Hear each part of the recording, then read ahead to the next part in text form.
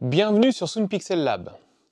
Maintenant que l'on a la méthode pour mesurer et mettre au point une enceinte, pourquoi ne pas en fabriquer une?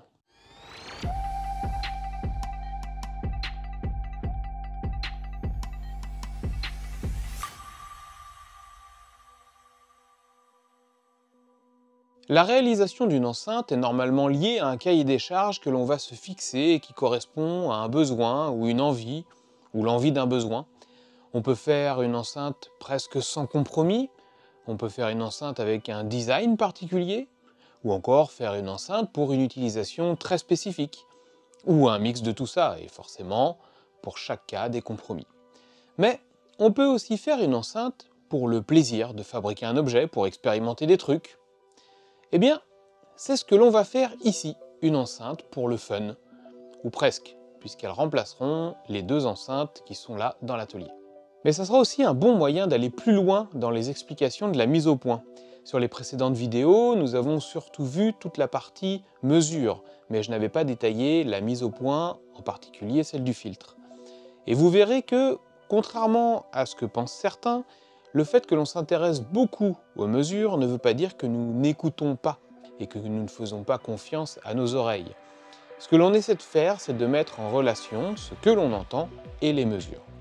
Parce que le but, c'est quand même d'écouter de la musique. Mais rentrons dans le vif du sujet. En premier, j'ai choisi les haut-parleurs, en me basant uniquement sur les documents du constructeur et sur leur prix. J'ai opté pour des haut-parleurs de chez Dayton Audio. Les retours et le rapport qualité-prix de cette marque sont souvent bons. On verra bien ce qu'ils donnent à l'utilisation. Donc nous avons un petit grave médium de 10 cm, le ND105-4. Pour l'accompagner, je lui associe deux haut-parleurs passifs, les ND105-PR. Et pour l'aigu, un ND25FW-4 qui a le bon goût d'avoir un guide d'onde semble-t-il efficace. Et un petit bornier pour finir. Bien, nous avons nos haut-parleurs. Il faut maintenant faire une boîte pour tout mettre dedans. Pour connaître le volume de l'enceinte, je suis passé par la case simulation avec l'outil Enclosure dans V2X-CAD. Il faut environ 5 litres de charge nette pour ce petit haut-parleur et les deux passifs. La modification de la fréquence d'accord se fait en ajoutant de la masse sur la membrane des haut-parleurs passifs. On observe que plus on augmente la masse, plus la fréquence d'accord baisse, mais également que le SPL baisse. Le choix du volume de l'enceinte est une variable permettant de jouer sur la courbe de réponse en fréquence dans le grave.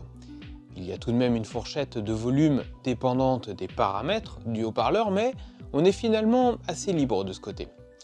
Il est cependant assez classique d'essayer d'avoir une réponse en fréquence relativement plate dans le grave. Avec le gain de la pièce, le niveau sous les 300 Hz aura tendance à remonter, d'autant plus si on place les enceintes proches d'un mur ou dans un angle. Il n'y a donc pas de bonne solution, il y a une solution adaptée à votre cas. Mais si on cherche à avoir une enceinte versatile, on s'orientera plutôt vers une réponse plate. Pour le défi, j'ai choisi de faire la caisse en impression 3D et après une bonne dizaine de modélisations, un prototype et une dernière modification, j'arrive à ceci. Alors, qu'est-ce qu'on peut en dire? En premier, les deux haut-parleurs sont assez proches l'un de l'autre pour éviter tous les problèmes de filtrage en peigne. Les passifs sont positionnés au plus proche du grave médium et sur les côtés de l'enceinte.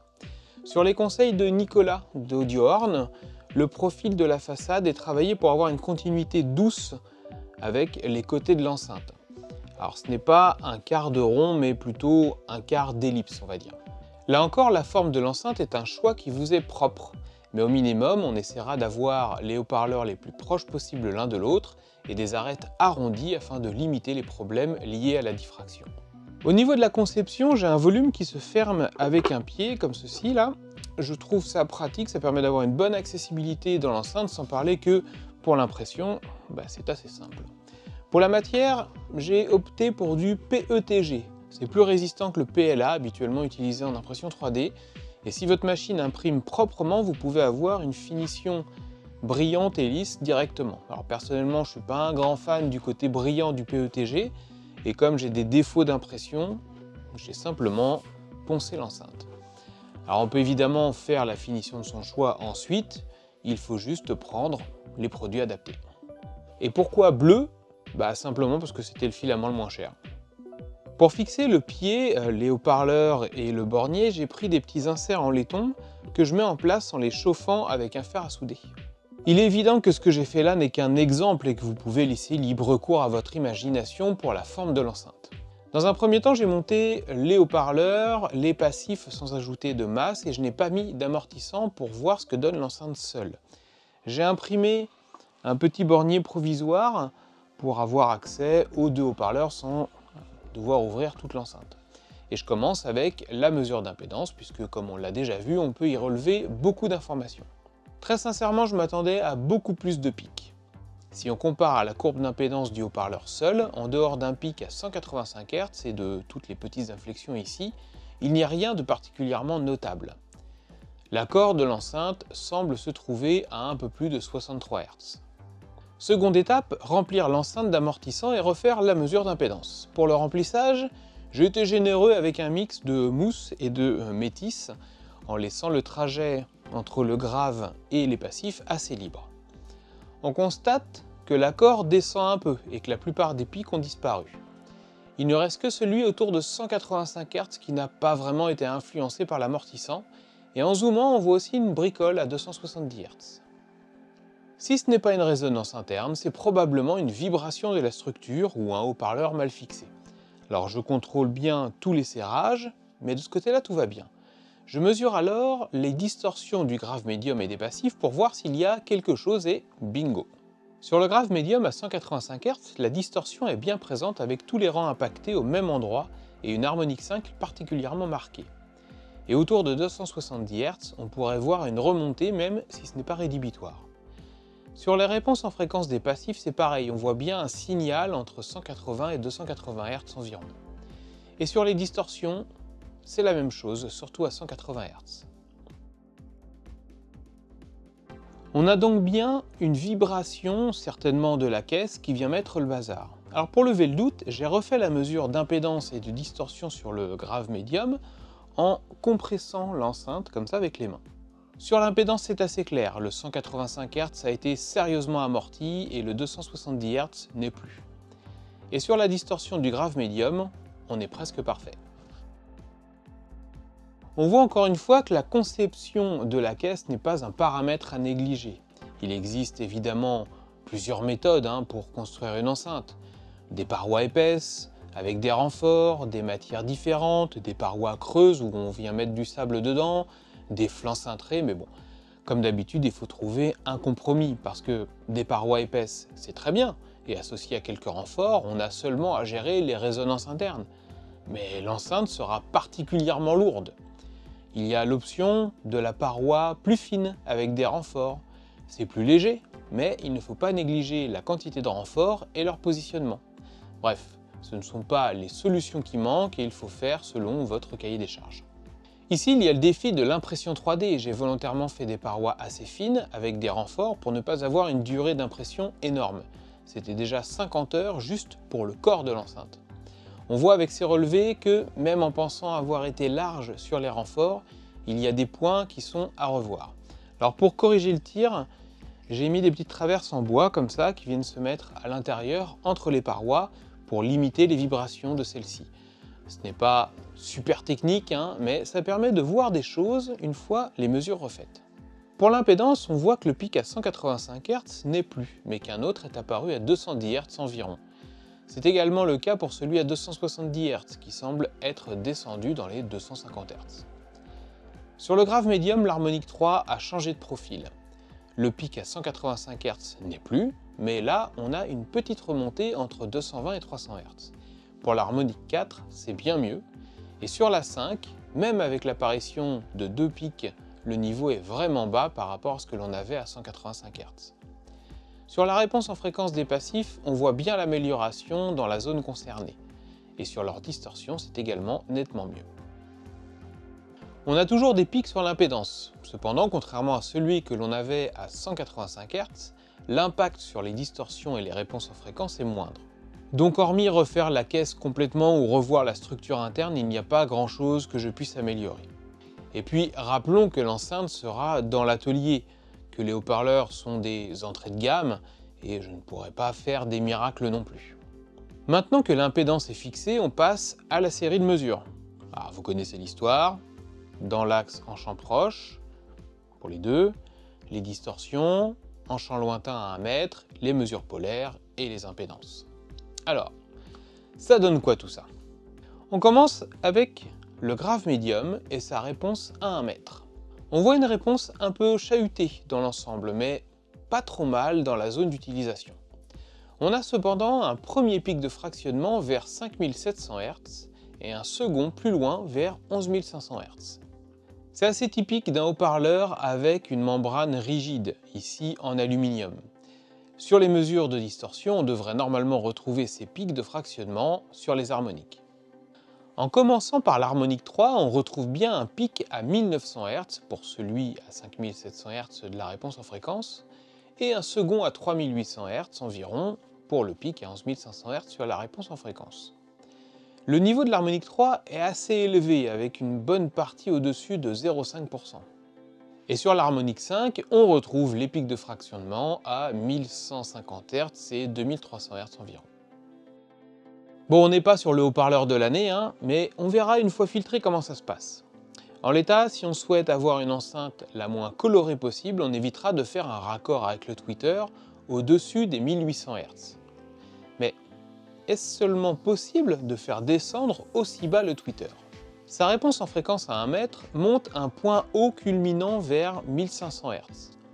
Pour la distorsion, c'est une bonne surprise, puisque l'harmonique 3 est très basse, avec un début de remontée vers les 1400 Hz. Par contre, si j'affiche l'harmonique 2, c'est elle qui domine, et en affichant la THD, c'est sans appel. En se basant sur les harmoniques 3 de nos deux haut-parleurs, on a 1800 Hz pour le grave médium et 1400 Hz pour le tweeter. Mais cette remontée assez forte d'harmonique 2 sur l'aigu ne me plaît pas trop. Le fabricant préconise 2500 Hz pour la coupure, et même si on sait qu'ils prennent un peu de marge, aller chercher les 1800 Hz, ça fait loin. Alors là, pour un début, je choisirais plutôt une valeur au-dessus des 2000 Hz pour ce tweeter, mais ce n'est pas la seule donnée à regarder pour choisir la fréquence de coupure. Il faut également contrôler les directivités. Je vais ouvrir mes mesures polaires de tweeter pour commencer et aller dans l'onglet All SPL. On retrouve bien la baisse de niveau dans l'aigu au fur et à mesure que l'enceinte tourne. Mais on note autour de 3 kHz une zone où la baisse de niveau n'est pas uniforme avec la rotation. Là, nous sommes face à la diffraction. Même si elle n'est pas très marquée grâce au profil de l'enceinte et au guide d'onde, elle est tout de même présente. Maintenant, avec le grave médium. On retrouve bien la même bosse liée à la diffraction autour des 3 kHz et le fractionnement qui vient mettre le bazar. Alors, ça nous sert à quoi de connaître la directivité? Eh bien déjà, on peut voir le moment où les deux haut-parleurs vont avoir la même décroissance en fonction de la rotation de l'enceinte. Pour avoir un filtrage réussi avec une directivité la plus propre possible, il faut qu'à la fréquence de raccordement des deux haut-parleurs, les directivités soient similaires afin de ne pas avoir d'accident hors axe qui viendrait détériorer la réponse en fréquence au point d'écoute. Parce que oui, lorsque vous êtes dans votre lieu d'écoute, ce que vous entendez, c'est bien un mix des enceintes et de la pièce, et même si vous avez un traitement acoustique. Au point d'écoute, vous avez un mélange du champ direct, venant directement de l'enceinte, et du champ réverbéré venant du hors-axe de l'enceinte qui va rebondir sur les parois et arriver au point d'écoute. Donc un hors-axe chaotique donnera une réponse au point d'écoute chaotique. Pour visualiser plus simplement la zone de filtrage possible entre les deux haut-parleurs, on va générer ce que l'on appelle la directivité normalisée. Alors je vous montre comment faire dans Room EQ Wizard, pour comprendre la méthode et savoir comment faire, mais V2XCAD le fait automatiquement. Commençons avec le tweeter. Dans l'onglet All SPL, on va aller dans Action, puis dans Trace arithmétique. En A, on choisit la mesure à 0 degré du tweeter et pareil dans B. Pour la formule à appliquer, on prend A sur B et on clique sur Generate. On vient de diviser la courbe dans l'axe par elle-même et on a donc généré une droite qui est à 0 décibels. Pour l'afficher, on va changer les limites du graphique avec 10 décibels en top et moins 30 décibels en bottom. On reprend notre petit menu trace arithmétique et dans le menu déroulant du haut, on va choisir la courbe à 10 degrés puis cliquer sur Generate. Ensuite la courbe à 20 degrés, puis à 30 degrés, 40, 50, 60 et 70. On a maintenant la directivité normalisée du Twitter et je vais faire la même chose avec le graphe médium. Je choisis le graphe médium dans l'axe, en haut et en bas et je génère.